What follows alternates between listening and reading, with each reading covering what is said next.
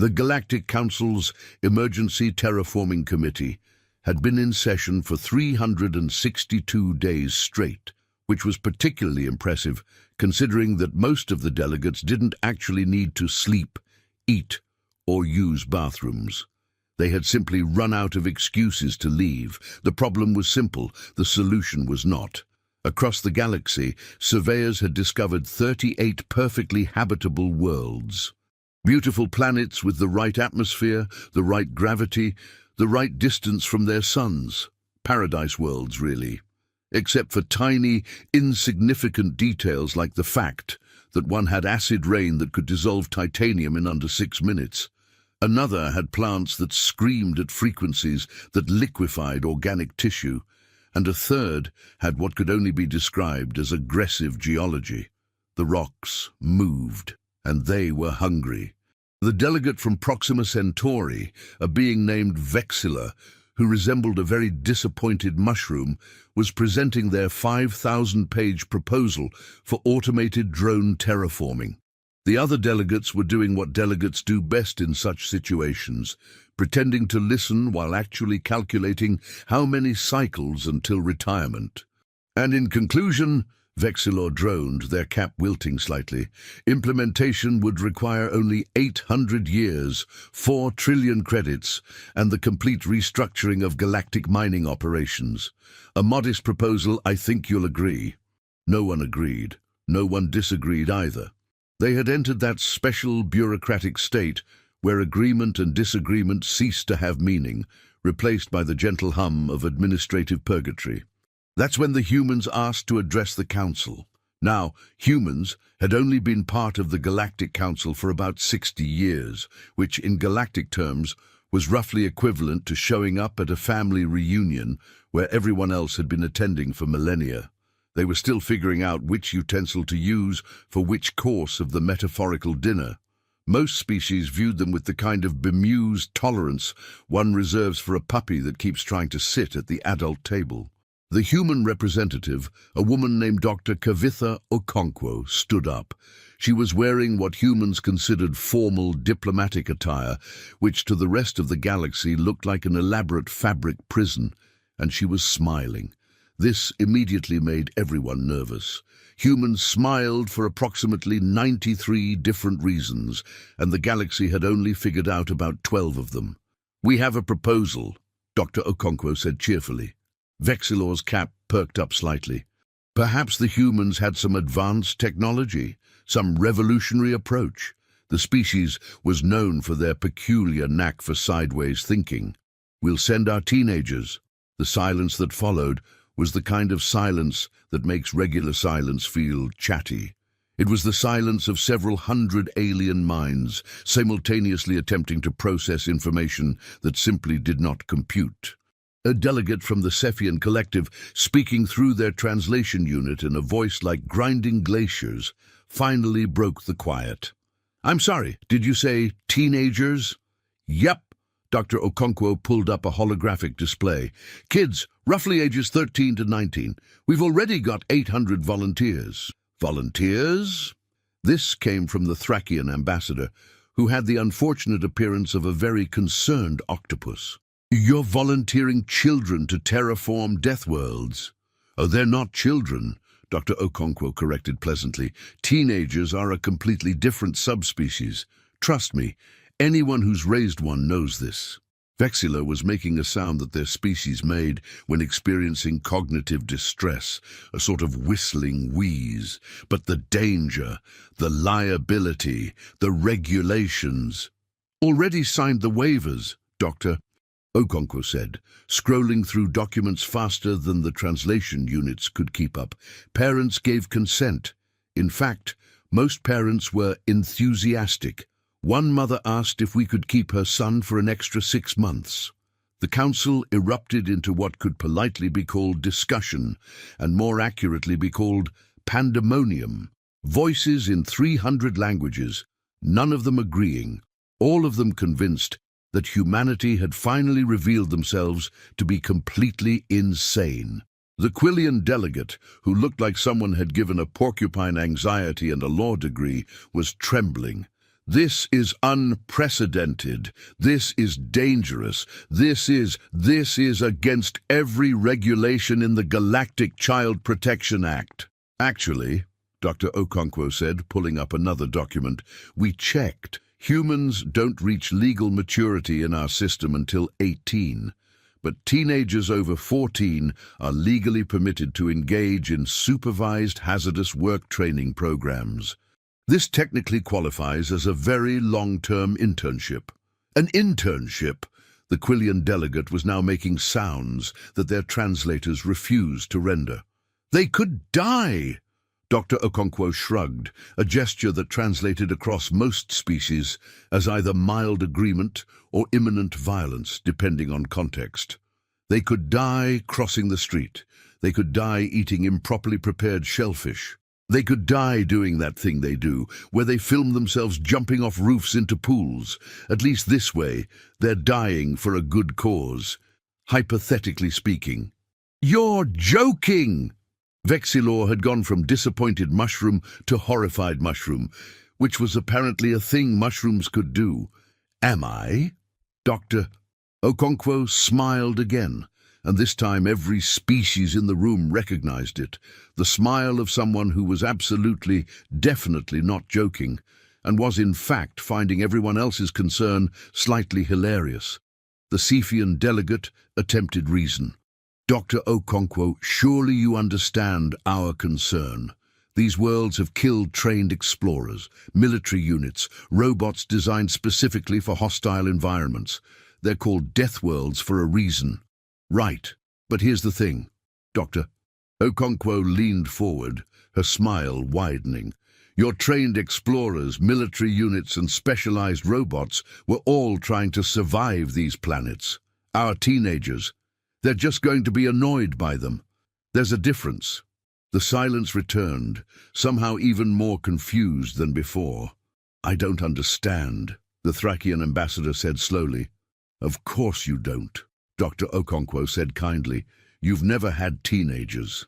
Look, you know what the number one concern of a 16-year-old human is when you drop them in a potentially lethal environment? The council waited.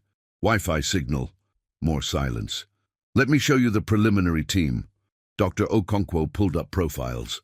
This is Dakota Reeves, age 15. Spent the last year complaining that nothing exciting ever happens in suburban Ohio.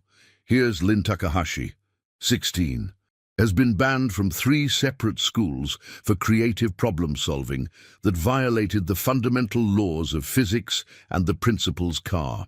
And this magnificent specimen is Tycho Kowalski, 14, who once survived 3 days in the Amazon rainforest because he missed his bus stop. These kids don't have survival instincts, they have spite. The profiles scrolled past, each one more alarming than the last. A girl who'd built a functioning reactor in her garage. A boy who'd accidentally created a new language trying to cheat on his linguistics exam. Twins who'd somehow convinced their entire town that pigeons were government surveillance devices and had started an underground resistance movement that lasted 8 months before anyone caught on. These aren't colonists, the Quillian delegate whispered. These are weapons of mass chaos.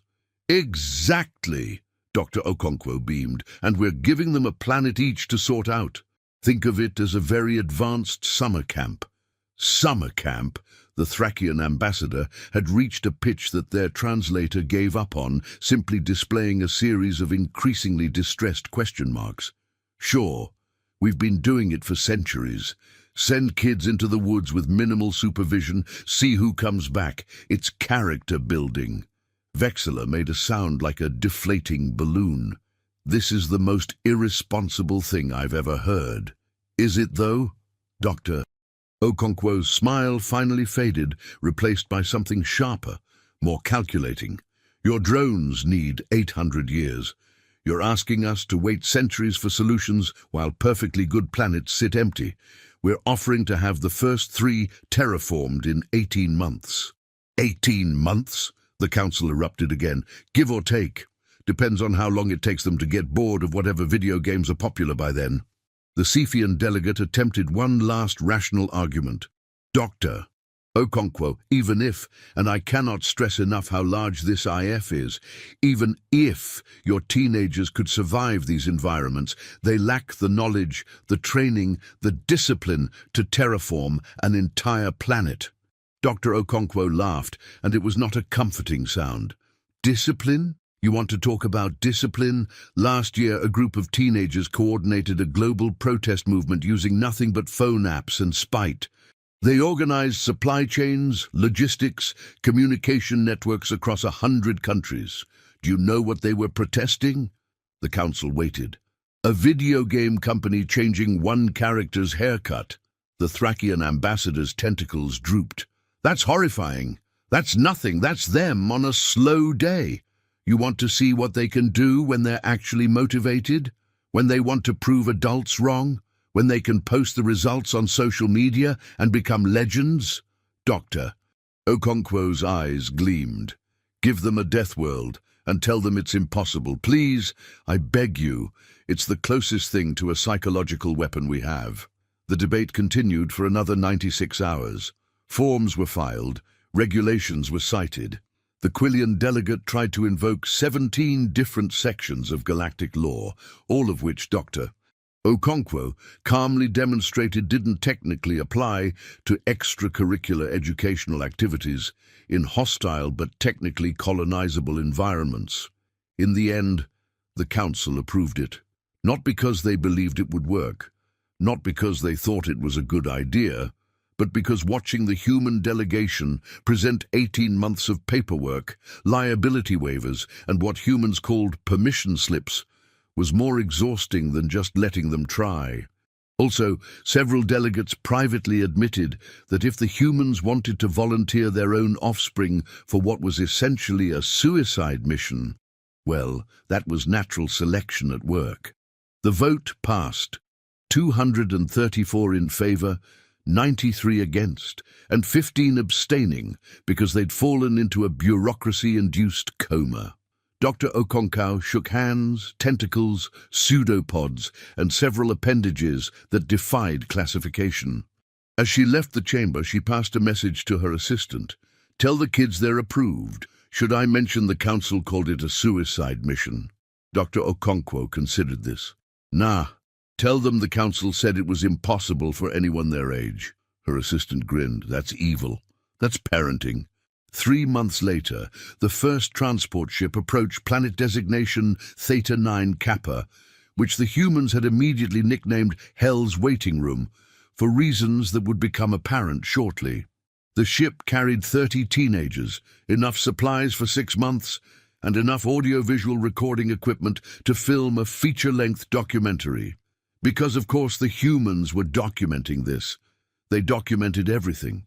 The galaxy had learned this the hard way when humans had posted a 30-hour video essay analyzing the economic implications of faster-than-light travel on the intergalactic shipping industry.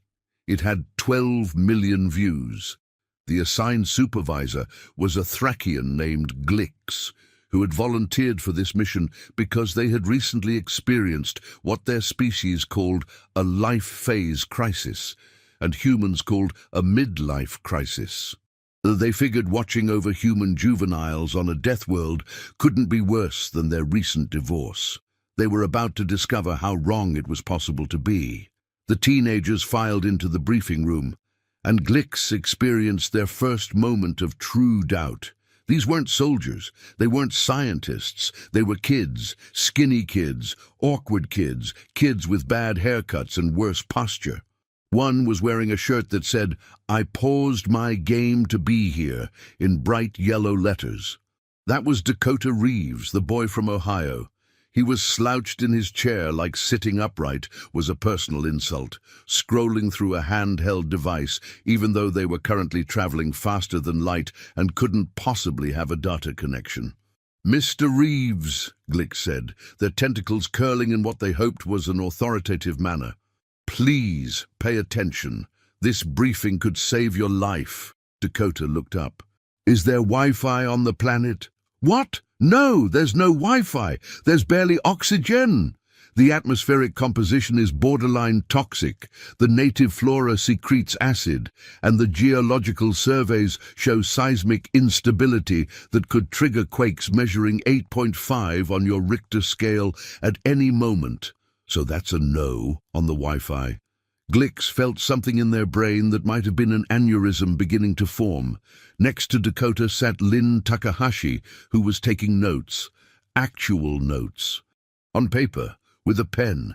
Glix felt a small surge of hope. Perhaps one of them was taking this seriously. "What you writing there, Lin?" asked the girl next to her, a lanky teenager named Zara Odomosu, who had apparently been selected because she'd won her school's science fair by building a device that could predict weather patterns, using nothing but local radio interference and a potato battery. Lin held up her notebook. "Calculating how long the acid-secreting plants would take to eat through the hull of our habitat domes." "Oh, cool. What did you get?" 31 hours if we use the standard alloy. But if we use the cheaper composite material and coat it with that weird slime the plants probably produce to protect themselves, maybe indefinitely. You're planning to use the thing that kills you as protection?" Glix's translator was starting to add emphasis marks automatically. "I mean, yeah?" Lin looked confused. "That's literally what evolution is." Glix decided to move on before their sanity gave out completely. "Let me explain the dangers you're about to face. Planet Theta 9 Kappa has an atmospheric pressure 20% higher than Earth standard. The average temperature fluctuates between -10 and +50 Celsius daily. The local ecosystem is so hyper-competitive that plants have evolved mobility to hunt for nutrients. And the ground itself is unstable due to volcanic activity heating underground water reserves that could explode at any moment." The teenagers stared at them. "So it's like Australia," Dakota said finally. "What? No, it's nothing like—" "Wait, what is Australia?" "Continent on Earth," supplied Tycho Kowalski, the kid who'd survived the Amazon. He was shorter than the others, wiry, with the kind of intense eyes that suggested he was either brilliant or completely unhinged. Possibly both. "Everything there tries to kill you, too. Spiders the size of dinner plates, jellyfish that can stop your heart, birds that can disembowel you with their feet. One time I read about a plant there that's so poisonous that just touching it makes you want to die, and the pain lasts for months. That sounds like a nightmare."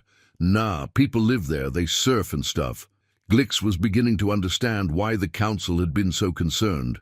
These humans didn't seem to understand danger. They had somehow normalized it to the point where a death world was just like Australia. "Listen!" Glix's tentacles were flailing now, a sign of deep distress in their species. "This is not a vacation. This is not a game. If you make one mistake, if you show one moment of carelessness, you will die. Do you understand? Die!" Silence fell over the room. Then a hand went up. It belonged to a girl named Rico Pelletier, who had the kind of smile that made authority figures nervous. "Question?" "Yes?" Glix said wearily. "What's the Wi-Fi situation?" "There is no Wi-Fi." "Right, but could we set up Wi-Fi?" "You're about to land on a death world, and you're concerned about internet access." "I mean, yeah?" Rico looked around at the others, who were all nodding. "How else are we supposed to post about this?" And that's when Glix understood. These humans weren't brave. They weren't stupid. They were something far more terrifying. They were teenagers who saw a death world not as a threat, but as content. The landing was rough. The planet, as if offended by their arrival, greeted them with a magnetic storm that fried half their navigation systems, a sandstorm that reduced visibility to approximately 2 meters, and what the sensors insisted was impossible, but was definitely happening.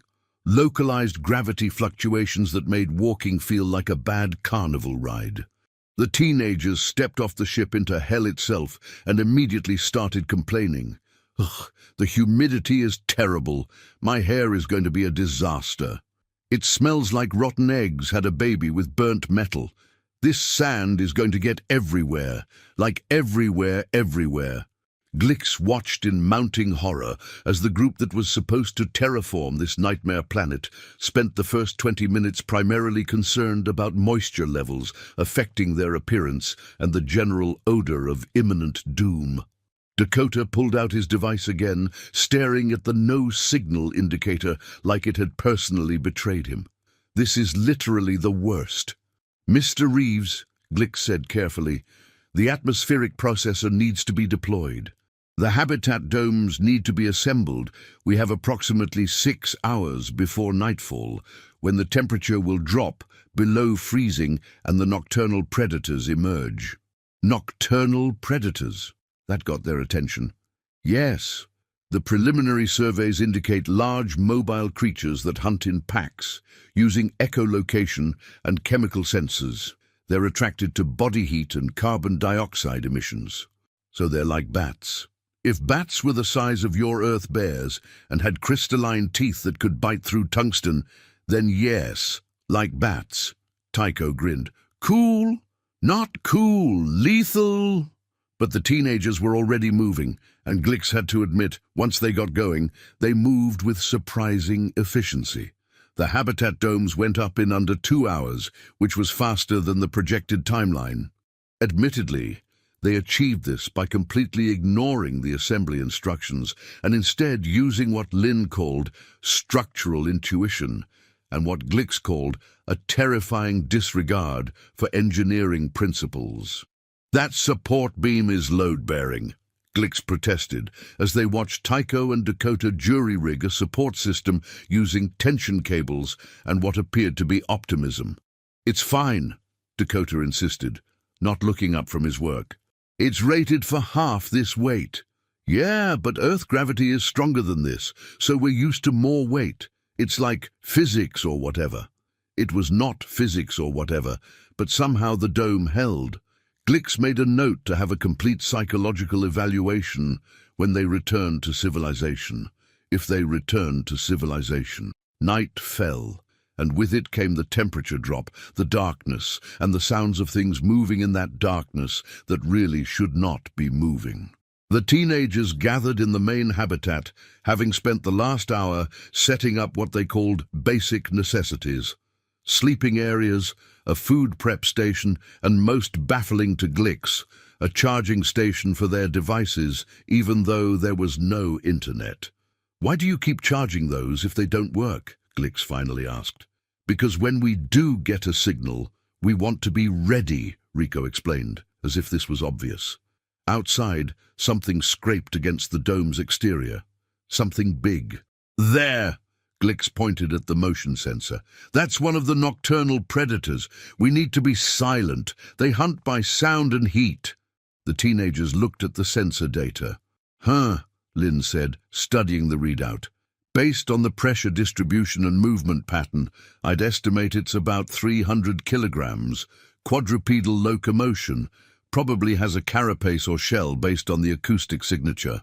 "Yes, exactly, deadly!" "Can we see it?" "What? Like, can we get a visual?" Zara was already pulling up the external cameras. "I want to see what we're dealing with." The screen flickered to life, showing the creature illuminated by the habitat's external lights. It was indeed large, indeed possessed of a crystalline carapace that reflected light in unsettling ways, and indeed had teeth that looked like they could bite through solid metal. It was also, and Glix noticed this with growing dread, staring directly at the camera. "Okay, that is actually pretty cool," Dakota admitted. The creature moved closer, its head tilting in a gesture that was almost curious. "I wonder if it's intelligent," Rico mused. "It's a predator. Intelligence doesn't make it less dangerous." "No, but it makes it more interesting." The creature sniffed at the dome's exterior, leaving streaks of condensation that sizzled slightly on contact with the material. "Acidic saliva," Lynn noted, scribbling in a notebook. "Probably uses it to pre-digest prey or break through protective shells. Smart, really. Saves on dental work. This is not the time for jokes." "Who's joking?" The creature lost interest after a few minutes, wandering off into the darkness. Glix's translator provided a sigh of relief, which came out as a sort of gurgling sound that made several teenagers laugh. "We survived the first night," Glix said, trying to inject some gravitas into the moment. "Technically, we survived the first 4 hours of night," Tycho corrected. "We've got another 8 to go." Those 8 hours were, in Glix's opinion, proof that the universe had a twisted sense of humor. Around midnight local time, the seismic sensors started showing activity. Small tremors at first, then increasingly violent shaking that made the habitat dome sway in ways that domes definitely should not sway. "Earthquake!" Glix shouted, which in retrospect was unnecessary because everyone could feel the earthquake. The teenagers reacted with what Glix was coming to recognize as their default setting, mildly annoyed interest. "Okay, this is actually kinda wild," Dakota said, bracing himself against a wall as the ground bucked beneath them. We should time it." Zara pulled out her device, apparently having some kind of timing app that worked offline. "See if there's a pattern." "A pattern? We need to evacuate." "To where?" Lynn pointed out reasonably. "We're on a planet. It's not like we can just leave the earthquake." The shaking intensified, equipment rattled, lights flickered. And then, because the universe wasn't done with its jokes yet, one of the volcanic vents approximately 300 meters from their habitat decided that this was the perfect moment to become active. Lava. Actual honest-to-physics lava began fountaining into the air, painting the night sky in shades of orange and red that would have been beautiful if they weren't absolutely terrifying. "Oh, come on!" Rico shouted at the volcano, as if it could hear her, as if it cared. "We just got here." The lava flow was heading in their direction, slow but inevitable, like the universe's worst deadline. "We need to redirect it." Lynn was already pulling up geological surveys on the main computer, which had somehow survived the shaking. "If we can create a channel here, here, and here, we can direct the flow around the habitat." "Create a channel? With what?" "We've got the mining equipment for the terraforming work. It's rated for this kind of material. That equipment is for scheduled mining operations, not emergency lava diversion during an earthquake." "So?" Tycho was already suiting up in an environment suit. "Timer says the quake's been going for 9 minutes. Based on the pattern, we've probably got another 6 before it subsides. That's more than enough time." "Enough time to do what? Die trying?" "Enough time to not die trying." Tycho sealed his helmet. "Who's coming?" 8 of them volunteered immediately. Glix watched through the habitat's cameras as 9 human teenagers on a planet that had killed trained soldiers during an earthquake with lava approaching, calmly deployed mining equipment and began carving channels in the ground. They worked fast. Faster than should have been possible, coordinating through helmet radios, moving like they'd done this 1,000 times instead of never. "Left side, deeper!" Lynn's voice crackled over the comm. "We need at least 2 meters depth, or the lava will overflow." "On it!" Dakota's mech suit, designed for careful precision work, was being operated like a backhoe on fast forward. The earthquake subsided at the 14-minute mark, just as Tycho had predicted. The lava hit their hastily constructed channels at the 16-minute mark. It worked. The molten rock followed the path of least resistance, exactly as Lynn had calculated, flowing around the habitat in 2 neat streams that rejoined on the far side and continued downslope away from them. The teenagers returned to the habitat, pulled off their helmets, and immediately started arguing about whose idea had been best. "The western channel was my design." "Yeah, but I'm the one who calculated the optimal depth. I operated the mech." Glix slumped against a wall, their tentacles hanging limp. They had just witnessed the impossible, and the humans were bickering about credit. "Do you people understand," Glix said quietly, "that you just did something that a team of professional geological engineers said would take 3 days with proper equipment?" The teenagers looked at each other. "I mean," Rico said slowly, "we were kinda motivated by the whole not dying thing." Also, Dakota added, it's not like we could just sit here and watch. That would be boring. Boring. They had found impending doom by lava boring without direct participation. Glix updated their personal log. Human teenagers operate on a threat assessment scale that I do not understand and frankly find disturbing. What they consider boring would give most species PTSD, requesting hazard pay increase. Large increase. Very large. The next morning dawned with the kind of oppressive brightness that suggested the planet was personally offended they'd survived the night. The sky was a weird yellow-green that Glix's visual processors insisted was wrong, in ways they couldn't quite articulate. The teenagers emerged from the habitat to survey the damage. The lava had cooled into new rock formations. The earthquake had created several new crevasses in the ground, and one of their supply containers had somehow ended up on top of a rock formation 15 meters high. Huh, said Tycho. Physics got weird last night. That's not physics, that's impossible. Nah, look at the scorch marks. The container was near the lava flow, got superheated, the air inside expanded rapidly, creating lift, and the seismic activity launched it. It's like a really chaotic hot air balloon. The fact that this explanation made sense was somehow more disturbing than the impossible thing itself. Right, Lynn said, pulling out her notebook again. So here's what I'm thinking for today. We need to start the atmospheric processing, set up the water collection system, and someone should probably check on those acid-spitting plants because I want samples. You want to go near the things that spit acid? Well, yeah, if we understand how they produce it, we might be able to synthesize it for industrial use. Plus, I think they're related to Earth's sun dews, which would be a fascinating evolutionary parallel. I'll go with, volunteered a quiet girl named Yuki Nakamura, who had barely spoken since arrival. She was apparently their botanist, having spent the last 3 years developing a strain of wheat that could grow in heavily salted soil because she was tired of people saying it was impossible. Nobody is going near the acid plants. Then how are we supposed to terraform? Rico asked reasonably. We need to understand the local ecosystem to work with it. Work with it? You're supposed to change it. Yeah, but changing something without understanding it is how you get catastrophic system failures, Lynn said, somehow making casual conversation about planetary ecology while eating what appeared to be a protein bar. We did a whole unit on it in environmental science. Remember the Australian rabbits? Several teenagers nodded sagely. Glix did not know about the Australian rabbits.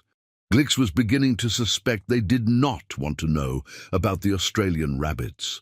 The day proceeded with a combination of efficiency and chaos that Glix found deeply stressful. Teams split up, each tackling different aspects of the terraforming project, with a casualness that suggested they were setting up a garage sale rather than establishing infrastructure on a hostile alien world. Dakota and a boy named Javier dos Santos, who claimed to be pretty good with wiring, took on the atmospheric processors. These were massive machines designed to slowly alter the planet's air composition over the course of several years. And they were definitely not designed to be installed by teenagers with pretty good technical skills.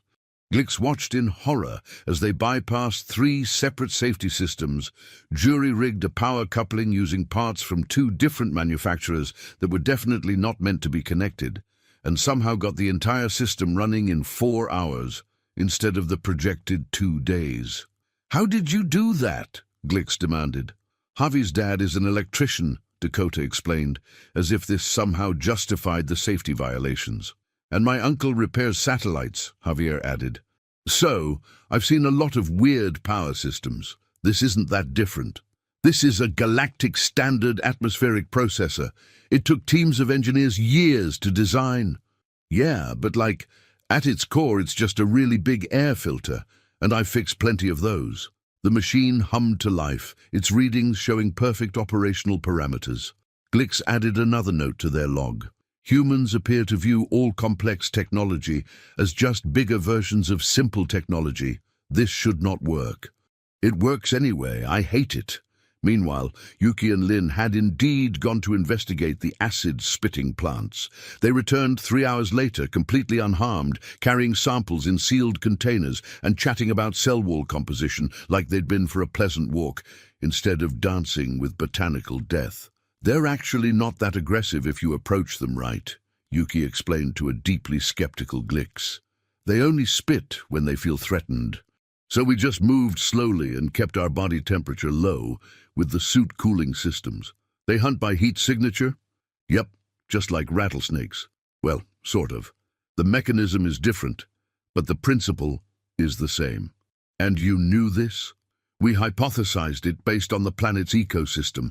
When everything's competing for resources, you need efficient hunting methods. Heat sensing is pretty efficient."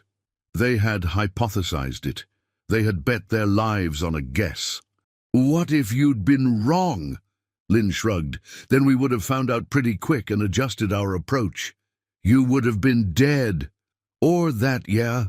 The casual acknowledgement of potential death was somehow worse than denial. By evening, the camp had been transformed. The atmospheric processor was running. Water collection systems were pulling moisture from the air with surprising efficiency. Someone had even set up what they called a greenhouse, which was really just a transparent dome, where Yuki was already planting some of the acid-spitting plants alongside earth plants to see how they'd interact. "You're cultivating the murder plants?" "They're not murder plants. They're just very defensive plants, and if we can domesticate them, they could be really useful for perimeter security." Glix was beginning to understand why the Galactic Council had been so concerned. These humans didn't see danger as something to avoid. They saw it as something to weaponize. That night, around a heating unit, the teenagers gathered for what they called debrief, which seemed to involve sharing the day's discoveries while eating meals that came from packages and looked uniformly unappetizing. "So the ground instability is actually predictable," Tycho was explaining, pulling up seismic data on a portable screen. "There's a pattern. Every 8 hours, give or take 20 minutes, we get a tremor. And every 73 hours, we get a big one." "How big?" "Like last night big. The volcano is part of it too. There's a whole network of magma chambers underground, and when the pressure builds up, boom, earthquake and eruption." "Can we stabilize it?" asked Lin. "Maybe, if we release the pressure gradually instead of letting it build up. We'd need to drill relief vents in strategic locations." "So we're giving the planet acupuncture," Dakota said. "That's actually not a terrible analogy." Glix listened to them plan geological engineering projects with the same tone they might use to plan a school project. The casual competence was alarming. "What about the local fauna?" Rico asked. "We've seen the big crystalline things, but the surveys mention smaller organisms too." "Yeah, there's a whole ecosystem we haven't mapped yet," Yuki said. "I saw some kind of burrowing creature today, left tracks in the volcanic soil. Hexapodal, based on the gate pattern, probably insectivoid." "Cool. Can we catch one?" "Can we not?" Glix interjected. "Can we not catch the alien organisms? How else are we supposed to study them?" "You're not supposed to study them. You're supposed to terraform. The biology is supposed to adapt to the changes." The teenagers looked at each other with that expression that Glix was learning to dread. The expression that meant they were having a collective thought that would make things more complicated. "Here's the thing, though," Lin said slowly. "If we're changing the planet, we should probably understand what's already here. Otherwise, we might accidentally destroy something important for the ecosystem's stability." "Or something really cool," added Dakota. "The cool factor is not a scientific consideration." "It should be, though." The conversation continued, and Glix found themselves grudgingly impressed, despite their better judgment. These kids were thinking about the project in ways that the original council proposal hadn't. Not just make planet habitable, but understand planet, work with planet's existing systems, create something sustainable. It was almost like they actually cared about doing this right, rather than just doing it fast. "Okay, so tomorrow," Rico said, apparently having appointed herself unofficial coordinator, Taiko's team works on the seismic stress relief. Lin and Yuki continue the biological surveys. Dakota and Javi start on the water purification systems. The rest of us will work on expanding the habitat and setting up the communications relay. Finally, Glix's translator added extra emphasis. You're going to establish proper communications with the council. What? No. We're setting up a local network so we can stay in contact with each other across the work sites. But what about reporting to the council? We'll send them a report when we've got something worth reporting. You've been here for 1 day. You've survived an earthquake, a volcanic eruption, and multiple encounters with hostile organisms. That's worth reporting. The teenagers considered this. Nah, Dakota said finally. That's just like day one stuff. Let's wait until we've actually accomplished something. Glix updated their personal log again. Human teenagers do not consider survival on a death world to be an accomplishment. They consider it the baseline. I'm beginning to understand why Earth dominated its ecosystem. Week 2 brought new challenges, which the teenagers met with their characteristic combination of competence and concerning disregard for conventional safety protocols. The relief vents for the volcanic system required drilling 300 meters into unstable ground. The equipment for this was rated for trained geologists with years of experience. Taiko read the manual for approximately 20 minutes, declared it pretty straightforward, and had the first vent operational by evening. The explosion that followed was, according to him, mostly expected. Mostly! Glix had rushed to the site, their tentacles flailing in distress at the column of steam and gas erupting from the drill site. Yeah, I mean, we knew there'd be pressure release. That's the point. I just underestimated how much pressure. The geyser of superheated steam reached approximately 50 meters high, which was objectively beautiful and subjectively terrifying. You could have been killed, but I wasn't, so it's fine. Plus, look, the seismic readings already show reduced stress in this sector. It's working. It was working. The sensors confirmed it. The volcanic activity had decreased by measurable amounts. Taiko had successfully performed geological engineering with minimal training and maximum confidence, and it had worked. Meanwhile, Lin and Yuki's biological surveys had revealed something unexpected. The ecosystem was far more complex than initial scans had suggested. The acid-spitting plants were actually part of a symbiotic network with fungal organisms underground, which in turn supported colonies of the hexapodal insects, which were preyed upon by the larger crystalline creatures. It's a complete food web, Lin explained, showing Glix her hand-drawn diagrams. And the really cool part is that the acid from the plants breaks down volcanic rock, which enriches the soil, which supports the fungal network. It's like a natural terraforming system that's already in place. So what you're saying is the planet is already terraforming itself? Well, yeah, but really slowly, like millions of years slowly. We can accelerate it by working with the existing system instead of against it. Exactly. This was not in the original terraforming plan. The original plan involved significant ecosystem disruption and replacement with Earth-compatible organisms. But the teenagers had looked at that plan and collectively decided it was, in Dakota's words, kinda boring and not very creative. Instead, they were developing a hybrid approach. Modify the atmosphere, yes, but keep the native organisms and integrate Earth species where they could fill ecological niches without competition. You're creating a completely new type of ecosystem, Glix said, not sure if they were impressed or horrified. I mean, yeah, Yuki said, terraforming doesn't have to mean making an Earth clone. It just has to mean making it livable. And this planet has its own cool stuff that's worth keeping. The Council, when they finally received a report at the end of week 2, had several questions, many questions, increasingly concerned questions. The response came as a recorded message from Vexilor themselves, their mushroom cap vibrating with what the translator rendered as deeply concerned confusion. We have reviewed your preliminary report. Your methods are unconventional. You have deviated significantly from the approved terraforming protocol. However, we cannot argue with results. Your atmospheric composition improvements are ahead of schedule. Your seismic stabilization is showing promising results. Your biological integration approach is completely unprecedented, but appears to be functional. We are simultaneously impressed and terrified. Please continue. Also, please try not to die. The paperwork would be extensive.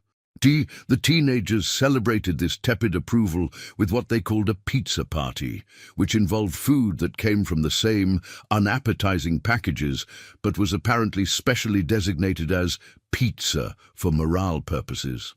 "We got approval!" Rico raised her drink pouch in a toast. "They said not to die," Dakota pointed out. "They always say that. It's like when your mom says, 'Be careful.' It's just what adults say." Glix wondered if human parents knew that their warnings were universally categorized as background noise by their offspring. Week 3 brought the first serious injury. Javier was working on the water purification system when a pressure valve failed, sending superheated water spraying across his work area. His environment suit protected him from the worst of it, but he sustained burns on his left arm where the seal had been damaged. The injury was serious but not critical. The habitat's medical systems were designed for exactly this kind of emergency, but what struck Glix was the reaction. The other teenagers didn't panic. They didn't freeze. They moved like they'd trained for this, which was impossible because they hadn't. Lynn was at Javier's side in seconds, medical kit in hand. "Okay, talk to me. Pain scale 1 to 10? Like a 6, 7? It's weird, kinda numb now." "That's the adrenaline. Yuki, get the burn protocols up on the screen. Dakota, I need you to check the rest of his suit for breaches." They worked together with the kind of smooth coordination that usually took teams years to develop. Within 10 minutes, Javier was stabilized, treated, and resting in the medical bay with painkillers and strict orders to not touch any more pressurized systems for at least 3 days. "How did you know what to do?" Glix asked Lynn quietly. "First aid training. All of us have it." "That was more than first aid." "Okay, wilderness first responder certification. Some of us did a course before coming here." "Some of you? I mean, not all of us had time, but like 5 of us are certified, so we figured that was enough." 5 out of 30 had advanced medical training, and they considered that sufficient for a mission to a death world. Glix added another note. "Humans prepare for danger by ensuring minimal redundancy and maximum confidence. This should not be enough." It appears to be enough anyway. Javier was back to work within 5 days, his arm still bandaged but his spirits apparently undamaged. He made jokes about his battle scar and insisted on immediately returning to the water purification project, albeit with additional safety checks that Lynn forced him to implement. The incident did change something, though. The teenagers became more careful. Not much more careful, but noticeably so. They started double-checking systems, implementing buddy protocols for dangerous work, actually reading some of the safety manuals instead of just the relevant sections. "We can take risks," Rico explained to Glix, "but we can't be stupid about it. Javi getting hurt reminded us that this stuff is actually dangerous." "I've been telling you it's dangerous since day 1. "Yeah, but that was just abstract danger. This was real." The distinction between abstract danger and real danger apparently required actual injury to establish. Glix updated their assessment of human threat evaluation. They learn exclusively through direct experience, even when theoretical knowledge should suffice. Evolution should have killed this trait off. Somehow it persists. By week 5, the habitat had expanded to 3 times its original size. The teenagers had built additional domes, connected them with flexible tunnels, and created what they were calling specialized zones for different functions. There was a laboratory dome, a workshop dome, a greenhouse that was more sophisticated than most agricultural research facilities, and what they called the rec center, which seemed to serve no purpose except giving them a place to complain about not having Wi-Fi. The atmospheric processor was running at 130% efficiency, which should have been impossible. Dakota and Javi had optimized it by doing things to the power distribution system that violated approximately 16 different safety protocols and also somehow made it work better. The seismic activity had decreased by 73%. Tycho's network of relief vents was functioning perfectly, releasing pressure in controlled bursts instead of catastrophic eruptions. He'd also discovered that the superheated steam could be captured and used for additional power generation, turning a danger into a resource. The biological integration was producing results that confused every xenobiologist who reviewed the data. Earth plants and native organisms were not just coexisting, but thriving in proximity. Yuki had somehow convinced a species of nitrogen-fixing bacteria from Earth to colonize the native fungal network, creating a nutrient distribution system that was improving soil quality at rates that should have taken decades. "How did you do this?" Glix asked, reviewing the impossible data. "I just asked them nicely." "You asked bacteria?" "Well, I created optimal conditions for symbiotic colonization. But yeah, essentially I made them an offer they couldn't refuse. That's not how biology works. It is now." The Council's weekly reports were becoming increasingly excited and decreasingly coherent. Vexela's last message had included the phrase, "cautiously optimistic catastrophic success," which hurt Glix's translator and probably Vexela's dignity. Week 8 brought visitors. Another ship approached the planet, this time carrying a delegation of council inspectors who wanted to see the miracle or disaster or whatever this project had become with their own optical sensors. The delegation was led by a Quillian named Thyrix, who Glix vaguely remembered from the original council meeting as being particularly opposed to the human teenager plan. Thyrix's quills were already vibrating with nervous energy before they even left the ship. "Where are the supervisors? Where is the adult oversight?" "I'm here," Glix said tiredly. "One adult for 30 juveniles? They don't really need supervision. They need someone to document their violation of physics and occasionally remind them that death is permanent. This is a disaster waiting to happen. It's week 8. If it was going to be a disaster, it would have been one by now." Thyrix did not look convinced, but they followed Glix down to the habitat, accompanied by 5 other inspectors representing various council factions. The teenagers had been informed of the inspection and had, in Rico's words, cleaned up a bit, which apparently meant hiding the most egregious safety violations and putting away the experiments that would definitely cause alarm. The delegation toured the facility in stunned silence. The atmospheric readings that showed impossible improvement, the seismic stabilization system that shouldn't work but did, the biological integration that was literally rewriting the textbooks on ecosystem management. "This is," Thyrix said finally, their translator struggling with the emotion, "this is unprecedented." "Thanks," Dakota beamed. "We're pretty proud of it." "That wasn't a compliment." "Oh." Lynn stepped in, professional, despite being covered in soil from the greenhouse work. "Would you like to see the detailed reports? We've been documenting everything." The next 3 hours involved the teenagers presenting their work with the kind of casual competence that made the inspectors increasingly agitated. Every impossible thing they'd accomplished was explained with shrugs, and it just made sense, and references to Earth analogs that somehow justified terraforming techniques that would take decades to study. "You're telling me," Thyrix said slowly, pointing at the greenhouse, "that you convinced native organisms and Earth organisms to share an ecosystem by simply introducing them nicely?" "Well, there was more to it," Yuki admitted. "We had to adjust pH levels, manage nutrient competition, create microhabitat zones, But yeah, basically we just put them together and let them figure it out. That's not science, it's ecology. Things in nature figure out how to coexist all the time. We just facilitated it. The inspection concluded, with Thyrix having what Glix's translator delicately rendered as a minor existential crisis regarding established scientific methodology. The other inspectors were writing furiously, taking samples, asking questions that the teenagers answered with varying degrees of helpfulness. As the delegation prepared to leave, Thyrix approached Glix privately. "How are you managing them?" "I'm not," Glix admitted. "They manage themselves.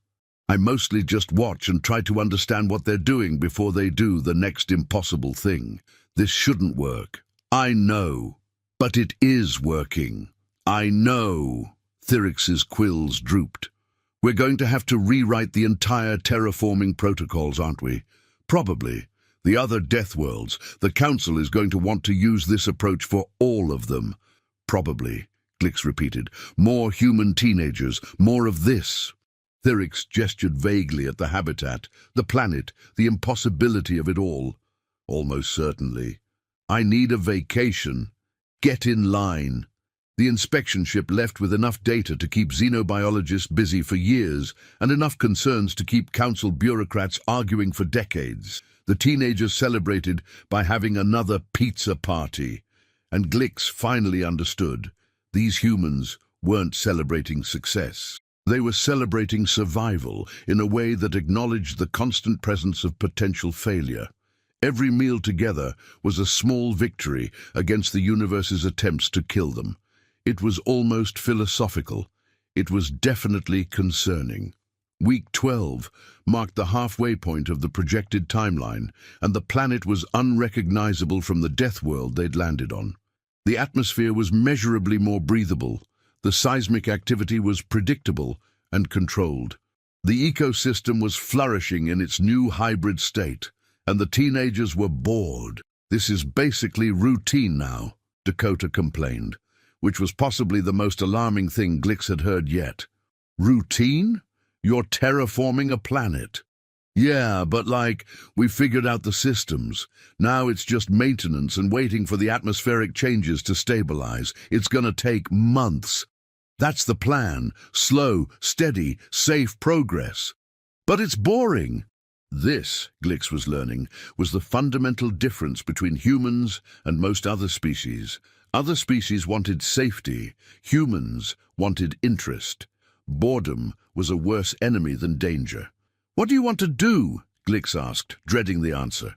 The teenagers looked at each other with that expression again. "Well," Rico said slowly, "the surveys showed there are cave systems in the northern range." "Absolutely not, but they might have unique ecosystems. You are not exploring unmapped caves on a death world." "It's not really a death world anymore, though," Lynn pointed out. "We've significantly reduced the death potential. There are still plenty of ways to die, but fewer than before. That's progress." The logic was sound and completely infuriating. They compromised. The teenagers could do approved exploration activities with proper safety protocols and constant supervision.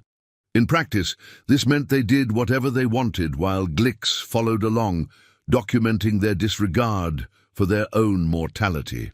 The cave systems were, predictably, full of things that wanted to kill them. Crystalline formations that were sharp enough to cut through environment suits, underground rivers of water that was slightly acidic, cave-dwelling organisms that were probably harmless but definitely looked like they weren't.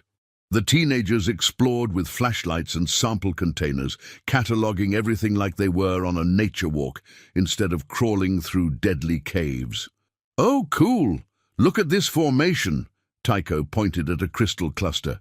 "The structure suggests it grew in extremely high mineral content water. We could use this to understand the planet's geological history.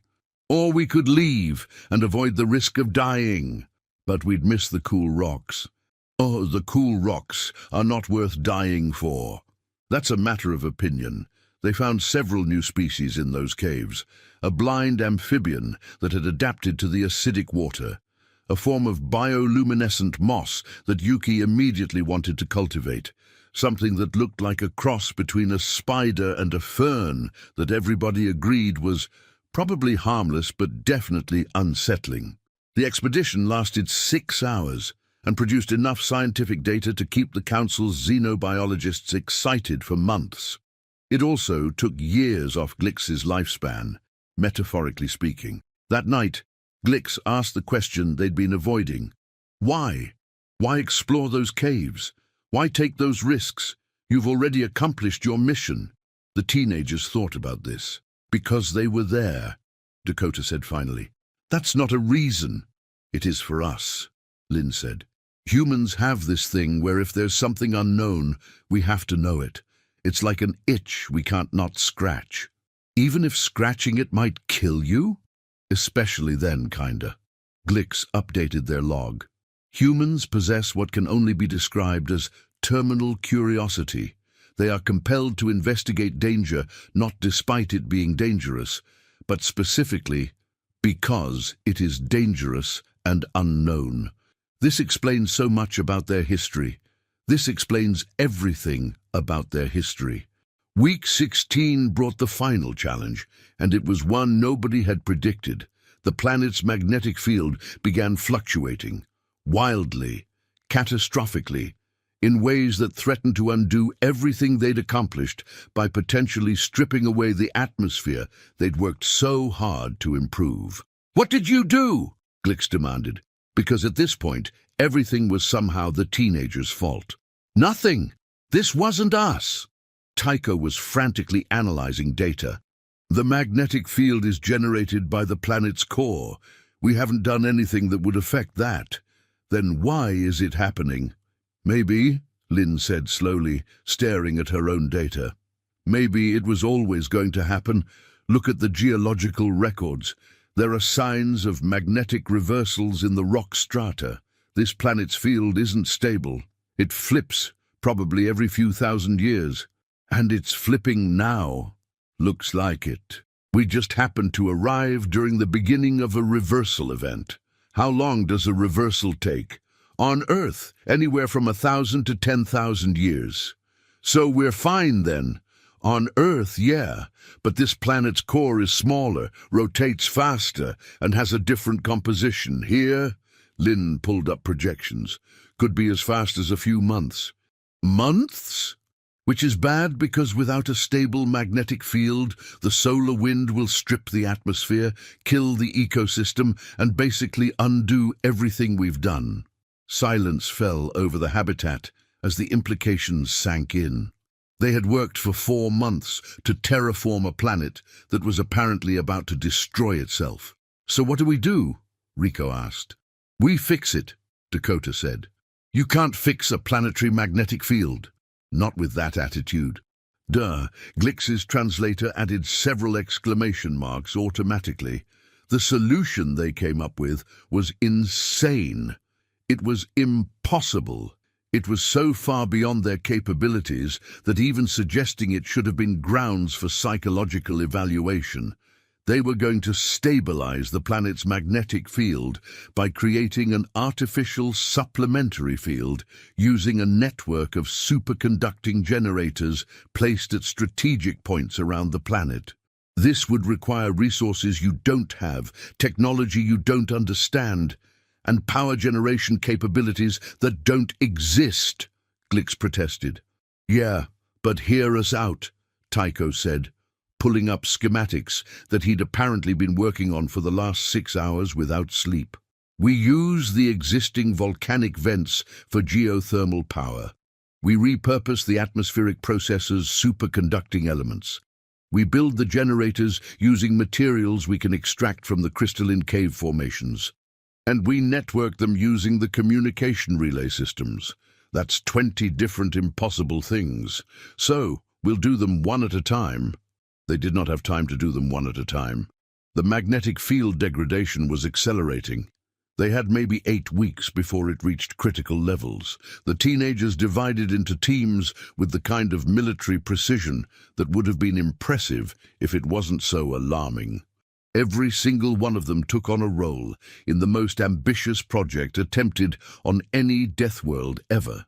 Dakota and Harvey led the power generation team, somehow coaxing the geothermal vents to produce stable power outputs that exceeded their theoretical maximums. Lin and Yuki managed the materials extraction, harvesting crystalline structures and processing them into the components needed for superconductors. Tycho coordinated the overall project, his seismic expertise suddenly becoming magnetic field expertise through what appeared to be sheer force of will and very little sleep.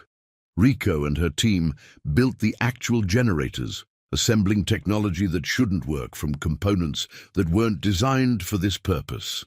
And Glix documented everything, sent increasingly frantic reports to the Council, and accepted that they were either witnessing the greatest achievement in terraforming history or the most spectacular failure, and there was no middle ground. The Council's response was unhelpful. "We're dispatching support ships immediately. ETA, 12 weeks. They would arrive 4 weeks too late. The work was brutal. 18-hour days became normal. Everyone lost weight from burning calories faster than they could consume them. Injuries happened, equipment failed, problems compounded on problems.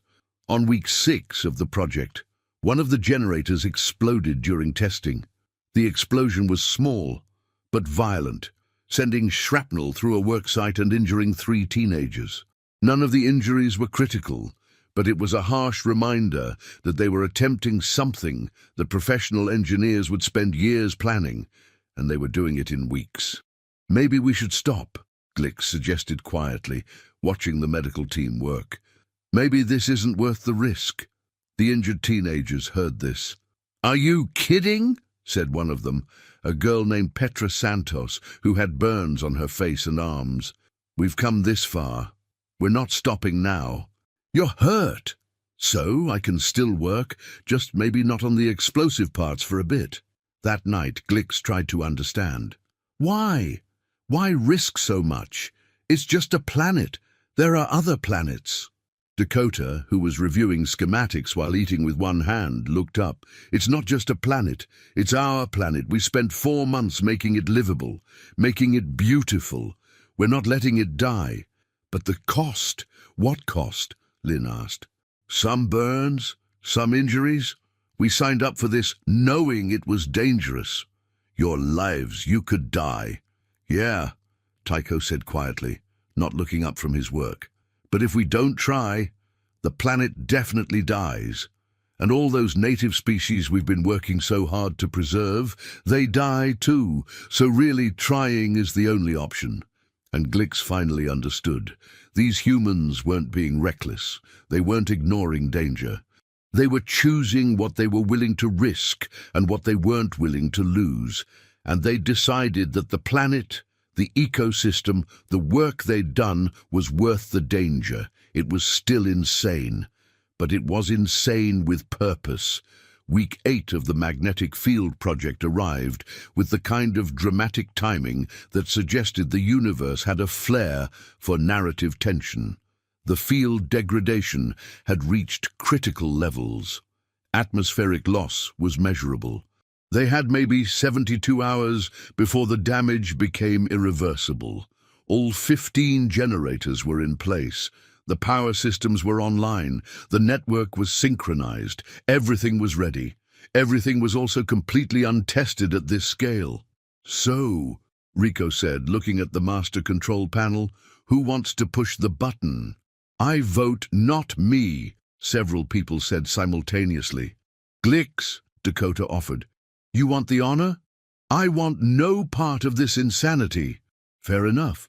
Dakota reached for the activation sequence. "Wait!" Glix's tentacles flailed. "Shouldn't we run more tests? Check the calculations again? Contact the Council?" "We've checked everything 6 times, Lynn said. "The math is solid. And the Council is still 4 weeks away," Tycho added. "And we're literally out of time," Rico finished. Dakota looked around at the others. 30 teenagers who had spent 16 weeks terraforming a Deathworld, who had survived everything the universe had thrown at them, who had built something impossible because nobody had told them it was impossible until after they'd already started. "Okay then," Dakota said. "Let's see if this works." He activated the sequence. For exactly 3.7 seconds, nothing happened. Then the generators came online, one after another, their superconducting coils creating magnetic fields that linked across the planet's surface. The fields synchronized, creating a network that supplemented the planet's failing natural field. The power draw was enormous. Every geothermal vent they'd tapped was running at maximum output. The atmospheric processors had been temporarily shut down to redirect their power. Every available energy source was feeding the generator network. The readings on the magnetic field began to stabilize, slowly at first, then with increasing certainty. It was working. The magnetic field strength climbed back into safe ranges. The atmospheric loss stopped.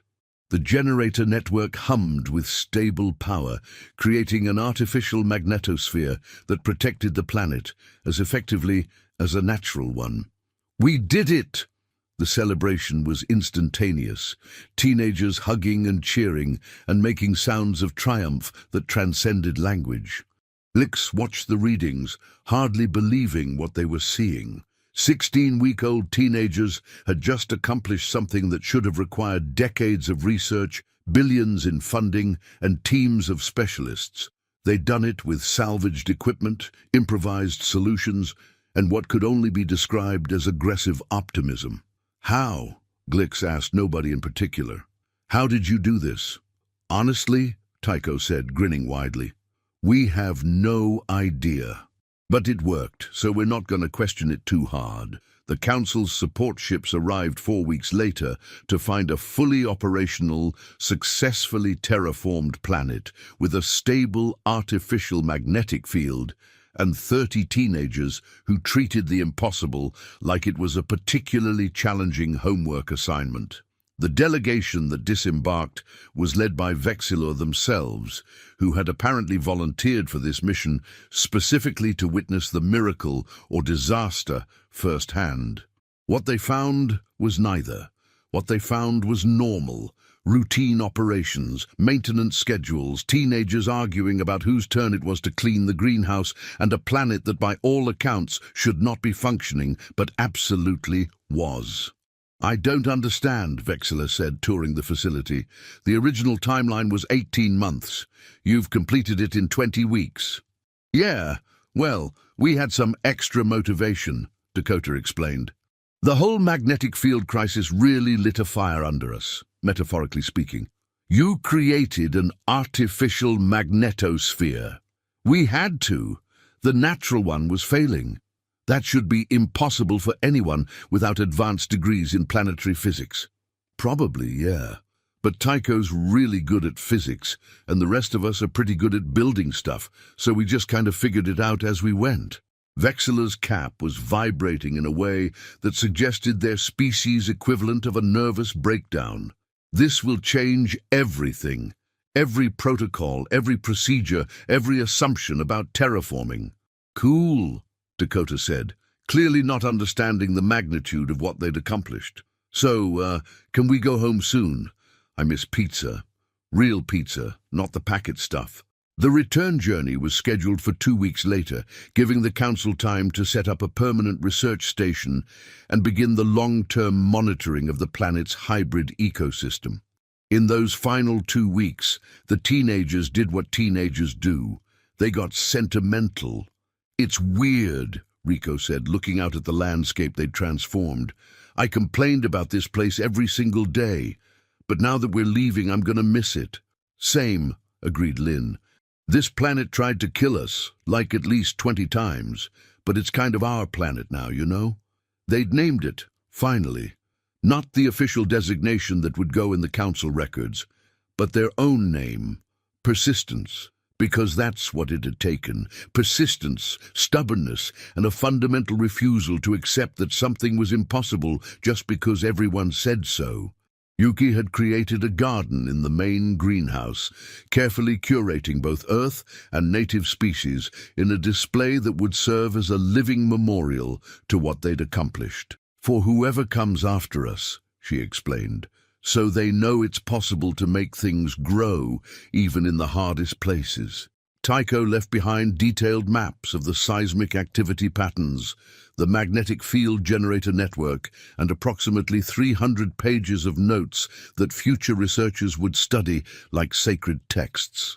Dakota and Harvey created a maintenance guide for all the systems they'd built, complete with troubleshooting steps and the occasional note like, "If this is sparking, that's normal, don't panic." And on the final day, they gathered outside the habitat one last time, looking at the world they'd changed. "So," Glick said, because someone had to ask, "Was it worth it?" The teenagers considered this. "Yeah," Dakota said finally. "Yeah, it was.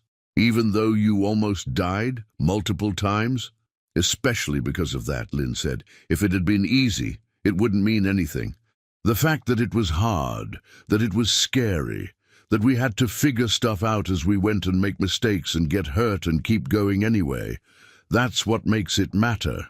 Glicks thought about this, about these human children, because that's what they were despite everything, who had looked at a death world and decided it was worth saving, who had faced impossible odds and refused to be impressed by them, who had built something beautiful and functional and completely unprecedented because nobody had convinced them they couldn't. "Your species is insane," Glick said finally. "Probably," Rico agreed cheerfully. "But we get stuff done." The return to Earth was met with considerably more fanfare than the departure had been. The teenagers who had left as volunteers for a questionable project returned as the architects of a terraforming revolution. Interviews were requested. Scientists wanted to study their methods. The Council wanted to document everything for the inevitable next wave of Death World projects. The teenagers handled fame the way they'd handled everything else, with a combination of casual competence and complete lack of understanding about why everyone was making such a big deal. "We just did what needed to be done," Dakota told one interviewer, clearly uncomfortable with the attention. "You created an artificial magnetosphere using improvised equipment. Yeah, but it wasn't that complicated once we broke it down into steps." The scientific community was having collective conniptions, trying to reverse engineer the teenagers' methods. The problem was that their approach was equal parts genius, luck, and intuition that couldn't be easily taught or replicated. "How did you know the crystalline structures would work as superconductors?" one physicist asked Lynn. "I didn't really. But they had the right molecular structure, and Yuki found that the native fungal network could be used to grow them in specific patterns. So we just tried it." "You tried it, without extensive modeling and testing." "We didn't have time for extensive modeling. We had 8 weeks and a dying planet." "But what if it had failed?" "Then we would have tried something else." The casual acceptance of potential failure as just another step in the process was perhaps the most alien thing about humans. Most species plan to avoid failure. Humans plan to survive it and learn from it. Dr. Okonkwo watched the interviews with the kind of smile that suggested she'd known this would happen all along. When asked about the project's success, she was diplomatic. "We believed in our young people's ability to adapt, innovate, and persevere. They proved us right." No, what she didn't say, but what the galaxy was slowly realizing, was that humans had fundamentally changed the game. Terraforming was no longer a centuries-long process requiring massive resources and specialized technology. It was something that could be done in months with determination, creativity, and a concerning disregard for conventional limitations. The Council convened an emergency session to discuss the implications. The 38 Deathworlds were now suddenly, impossibly within reach, and the humans had 700 more teenagers volunteering for the next wave of projects. "This is going to change galactic colonization patterns for the next 1,000 years, Vexila said, their cap now permanently in a state of amazed confusion. "Should we be concerned?" asked the Thracian ambassador. "Concerned? We should be terrified and also grateful, possibly both simultaneously." "Hadi, The teenager program was approved for expansion, with significantly more oversight, considerably better equipment, and absolutely no reduction in danger, because that was apparently impossible when humans were involved. 3 months after the first team returned, 5 more teams deployed to 5 more Deathworlds. Each team was different, each planet was different, but the approach was the same. Give teenagers a problem, minimal supervision, and watch them solve it in ways that made professional scientists question everything they thought they knew. Planet designation Sigma 8 Gamma was too hot. The teenagers built underground habitats and created a massive network of mirrors to reflect sunlight, reducing surface temperatures by 16 degrees in 4 months. Planet designation Omega 3 Delta had a toxic atmosphere. The teenagers bioengineered extremophile bacteria to process the toxins, creating a living air filter that improved conditions faster than any mechanical system. Planet designation Kappa 6 Epsilon had lethal radiation levels. The teenagers discovered that the native crystalline formations could be arranged to create natural radiation shielding, turning a danger into a defense. Every project succeeded. Not perfectly, not without casualties, near misses, and moments of pure terror. But they succeeded, and the galaxy began to understand something fundamental about humanity. They didn't see Deathworlds as impossible challenges. They saw them as very difficult homework assignments that would look great on a college application. Glix, having survived their tour of duty with Persistence Team 1, was offered a promotion, head supervisor for the entire teenager terraforming initiative. They considered this carefully. "I will accept," they finally said, "on one condition." Now name it. Hazard pay, lots of hazard pay, and therapy, regular therapy sessions. Done. As the program expanded, a pattern emerged. The teenagers who succeeded weren't necessarily the smartest or the strongest or the most experienced. They were the most stubborn, the ones who looked at a problem and refused to accept that it couldn't be solved, the ones who made mistakes and learned and tried again, the ones who treated the impossible like it was merely improbable and therefore worth attempting. Dakota Reeves ended up studying planetary engineering in college, his admission essay about surviving on Persistence going viral across multiple species social networks. Lynn Takahashi became a xenobiologist, specializing in ecosystem integration, her work directly building on what she'd learned on Persistence. Iko Kowalski went into geological engineering, his papers on seismic stabilization becoming required reading in academic institutions. Rico Pelletier founded a consulting company that advised terraforming projects across the galaxy, her methods combining human intuition with alien precision.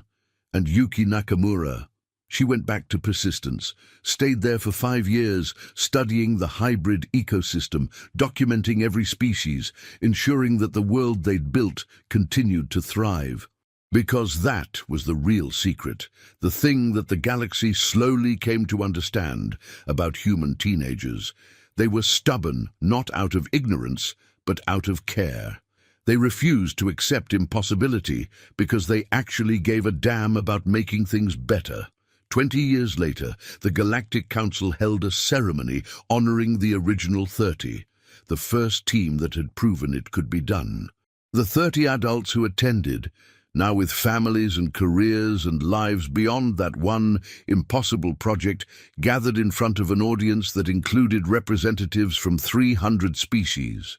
Vexilla gave a speech, their translator doing its best with emotion that didn't quite translate.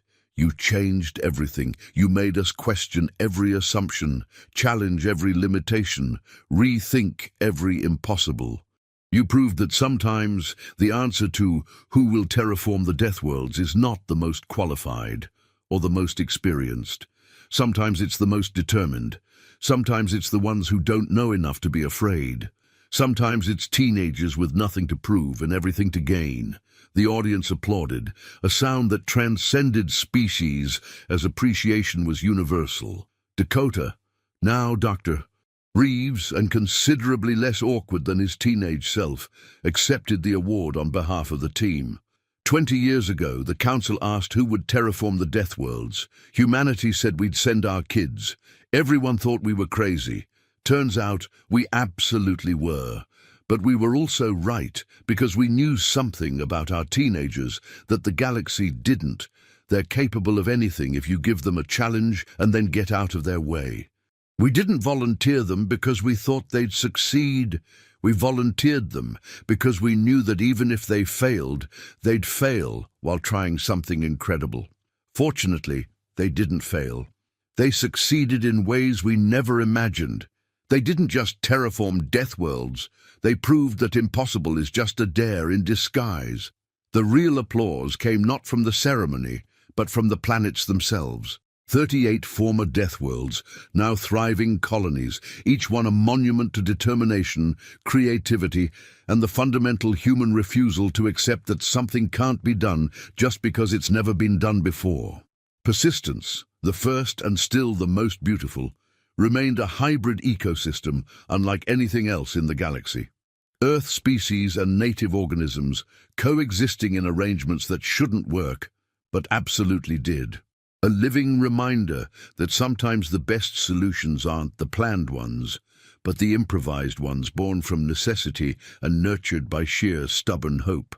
And somewhere, on 38 worlds across the galaxy, teenagers were still working, still innovating, still solving impossible problems, with solutions that made scientists weep and bureaucrats drink, still proving that the most dangerous thing in the universe wasn't death worlds or hostile ecosystems or failing magnetic fields. It was young humans with something to prove and absolutely nothing to lose except their fear of trying.